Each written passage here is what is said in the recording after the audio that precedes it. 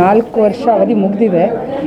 Already ನಮ್ಮ ಪಂಚಾಯಿತಿ ವ್ಯಾಪ್ತಿಯಲ್ಲಿ ಆಗುವಷ್ಟು ಎಲ್ಲ ಅಭಿವೃದ್ಧಿ ಕಾರ್ಯಗಳು ಆಗಿದೆ.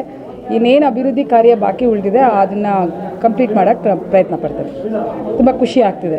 ನಮ್ಮ ಪಂಚಾಯಿತಿಲಿ ಅಂಥ ಸವಾಲಿಸುವಂಥ ಸಮಸ್ಯೆಗಳಿಲ್ಲ ಸರ್. ನೀರು ಸಮಸ್ಯೆ ಇದೆ ಅಂದರೆ ಈಗ ಆಲ್ರೆಡಿ ಆಗ್ತಾಯಿದೆ, ಕೆಲಸಗಳಾಗ್ತಿದೆ. ಅದು ಪೈಪ್ಲೈನ್ ಕನೆಕ್ಷನ್ ನಡೀತಾ ಇದೆ. ಅದು ಮುಗಿದ ತಕ್ಷಣ ಅದನ್ನು ಪ್ರಾಬ್ಲಮ್ ಸಾಲ್ವ್ ಆಗುತ್ತೆ. ಅದು ಬಿಟ್ಟು ನಮ್ಮ ಕಡೆ ಎಲ್ಲ ಅಭಿವೃದ್ಧಿ ಕಾರ್ಯನೂ ನಡೀತಾ ಇದೆ ಸರ್. ಏನೂ ತೊಂದರೆ ಇಲ್ಲ ನಮ್ಮದಕ್ಕೆ. ನಮ್ಮ ಪಂಚಾಯಿತಿಯಲ್ಲಿ ಏನೂ ಅಂಥದ್ದು ಪ್ರಾಬ್ಲಮ್ ಇಲ್ಲ. ಎಲ್ಲರಿಗೂ ಧನ್ಯವಾದಗಳು ನನ್ನನ್ನು ಆಯ್ಕೆ ಮಾಡಿದ್ದಕ್ಕೆ. Thank you. ನಮ್ಮ ಪಂಚಾಯಿತಿ ವ್ಯಾಪ್ತಿನಲ್ಲಿ